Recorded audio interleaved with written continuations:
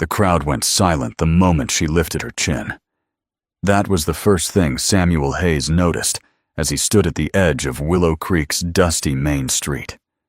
The Arizona sun burned hot enough to turn the whole world gold, but nothing shone brighter than the defiance in the young woman's amber eyes as she stood chained on the auction platform. People whispered, stared, pointed. Some laughed. Others looked afraid. But she stood tall, and Samuel could not look away. The year was 1882, and Willow Creek was the kind of town that chewed people up and spat them out. Dust devils swirled between the weather-beaten buildings as curious men pushed forward, boots grinding into the dirt. Women clutched their shawls tighter, whispering behind gloved hands. At the center of it all stood Elena. 23 years old, bare feet cut by the rocky earth, auburn hair tangled by the wind, dress torn at the seams, and she looked like she had been carved straight out of the wilderness she came from. Chains bound her wrists, but she held herself like no iron could tame her wild spirit. The auctioneer, Josiah Pritchard, waved his gavel with a greasy smile. "Gentlemen," he announced proudly, "what we have here is a genuine wild creature, found living like an animal in the canyons, fights like a demon, talks only when she pleases." A few men whistled. Someone yelled, "What's her name?" "Elena," Pritchard replied. "Least that's what she goes by. The county's done with her. Whoever buys her, buys trouble." Laughter rolled through the crowd, but Elena didn't flinch. Her amber gaze swept over the faces staring at her like she was a prize horse, and then her eyes met Samuel's. He felt it like a spark, a jolt, something unspoken passing between them. Recognition, somehow. A shared understanding of pain, perhaps. Samuel shifted his weight, a steel gray eyes narrowing beneath the brim of his hat. He hadn't come to town for this. He needed supplies, flour, salt, coffee for the long winter ahead. But something about the girl held him rooted in place. She looked like a cornered wolf, and Samuel knew that feeling too well. "Let the bidding begin," Pritchard shouted. "Starting at $20. Voices rose. 20, 30, 35. Bull Morrison shoved forward, grinning like a man already counting his winnings. $40. She'll be fun to break." Before anyone could react, Elena spat at him. Morrison's face darkened, and one of the deputies struck her across the mouth. Blood trickled down her chin, but she didn't fall. "She ain't no horse," Elena growled, "and I'll kill any man who tries to break me." The crowd hissed. Some laughed, others muttered prayers. But Samuel felt something tighten inside his chest. Anger, maybe, or something deeper. Pritchard looked shaken, but pleased by the drama. Do I hear 45? He called. Bull Morrison puffed up. 50. Samuel stepped forward. A hush fell over the street. His boots hit the wooden platform with a low thud. He stood tall, broad shoulders, sun-browned skin, a man carved by work and grief. His presence alone was enough to make Morrison stiffen. "Samuel Hayes," someone whispered. "The rancher from Triple Creek." 80, Samuel said quietly. People gasped. Morrison snarled. "You trying to steal her from me, Hayes?" Samuel didn't look at him. He looked only at Elena. 100. Pritchard nearly swallowed his own tongue. 100? Samuel pulled a leather pouch from his coat. "Cash. End it." Morrison's hand twitched toward his gun. The crowd tensed. But Samuel didn't move. He didn't have to. Everyone in Willow Creek knew he was one of the fastest shots in the territory. After a long moment, Morrison spat into the dust. "She's all yours, Hayes. No man can tame her anyway." Samuel ignored him. He waited as the deputy unlocked Elena's chains. They fell to the platform with a sharp clang. Elena rubbed her raw wrists, eyes fixed on Samuel. "You bought nothing," she said. "I am no man's property." "I never said you were," Samuel replied. "But staying here means staying with them." He tipped his head toward the crowd. "And they want blood." Elena looked at the faces watching her hungrily. She wasn't afraid, but she understood danger when she saw it. "What do you want from me?" she asked. "Nothing," Samuel said, "except that you come with me, for now." A long pause. Then she nodded once. "I won't kneel," she warned. "Never asked you to." Samuel stepped aside. "My wagon's this way." They walked through the silent crowd together, side by side. Elena didn't trail behind him. She kept pace beside him, a head high despite her injuries. Someone whispered, "He'll regret this." Another murmured, "Only a fool buys trouble." But Samuel didn't care. He only cared about getting her out alive. At the wagon, Samuel asked, "Can you ride?" Elena straightened, fire sparking in her eyes. "Better than any man here." He pointed to the mare tied behind the wagon. "She's yours." Surprise flickered across Elena's bruised face, but she swung into the saddle with the grace of someone born in the wild. As Samuel mounted his own horse, an old woman called from the crowd, "You can't love the wildness out of a thing, Samuel Hayes." Samuel looked back once. "I'm not trying to," he said. "Maybe it doesn't need to come out at all." And with that, man and wild girl rode out of Willow Creek, their shadows stretching long behind them as the sun dipped low. Two strangers bound by circumstance, two souls who had survived too much, two hearts heading toward something neither could see yet, but both could feel. The desert night wrapped around them like a cold blanket as Samuel and Elena rode away from Willow Creek. The moon hung full and bright, turning the canyon walls silver. Coyotes cried in the distance. The only steady sound came from the horses' hooves striking the hard-packed earth. Elena didn't speak.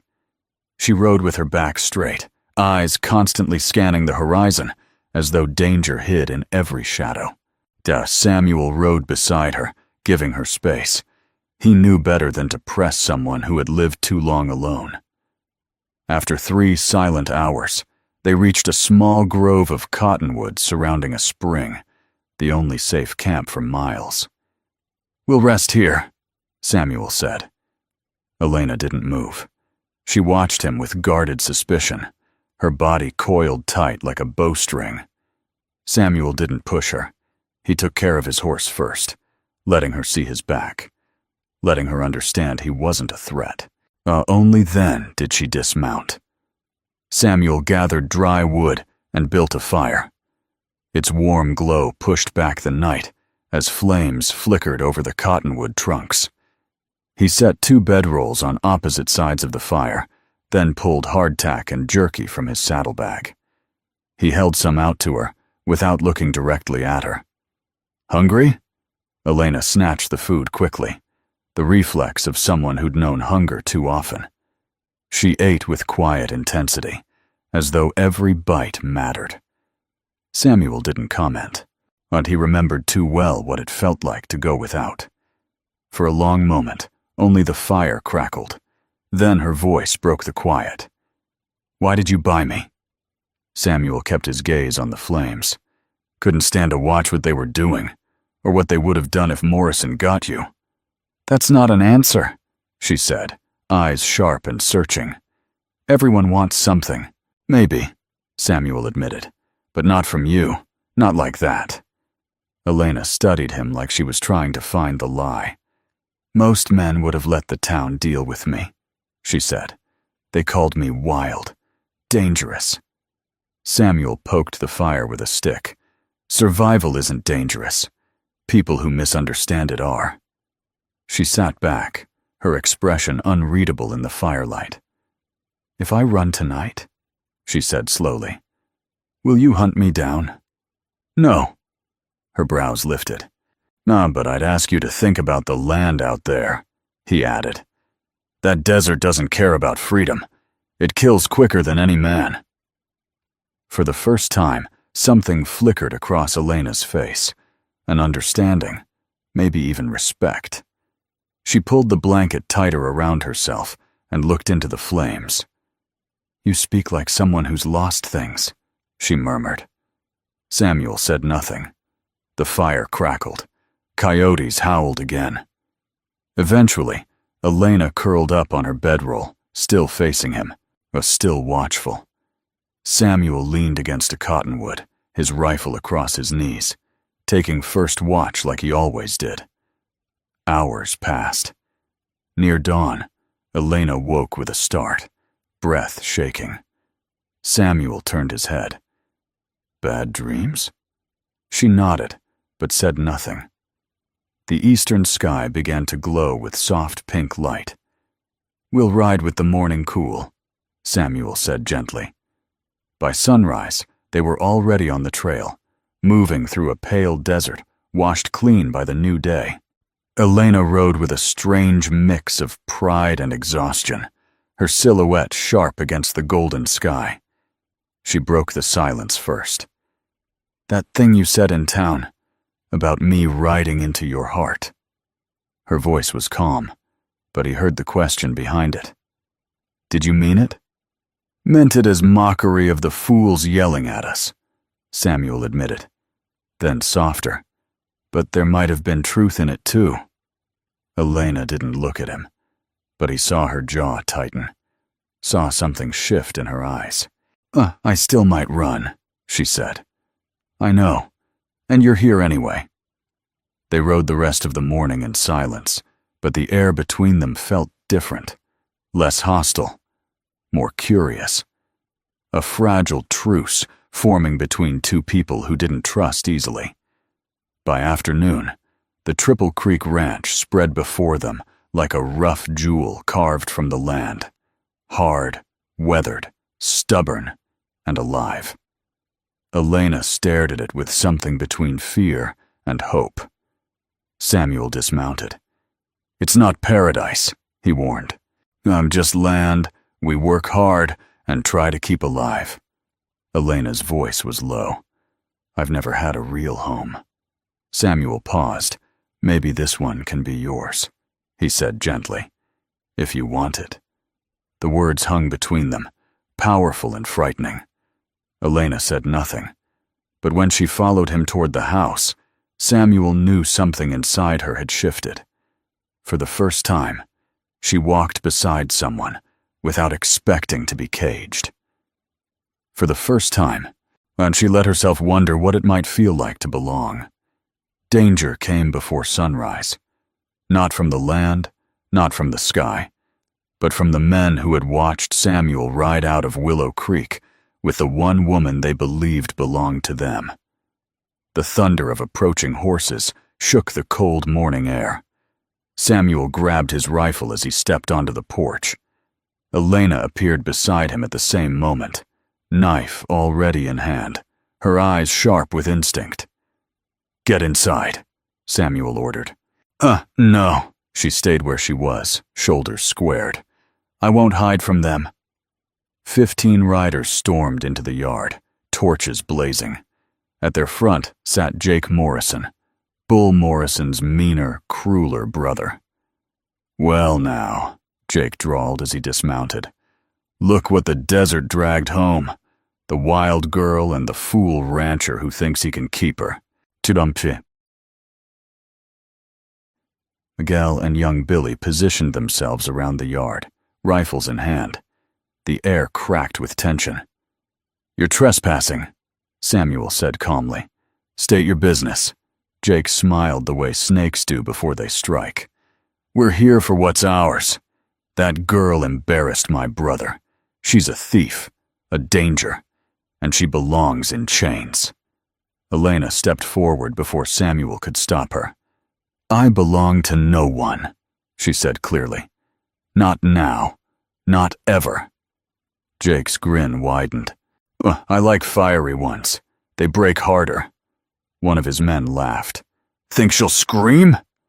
The knife in Elena's hand flew. It embedded in a post inches from the man's head, quivering. The laughter died. The next one, she said coldly, won't miss. Samuel stepped forward then, voice deep and steady.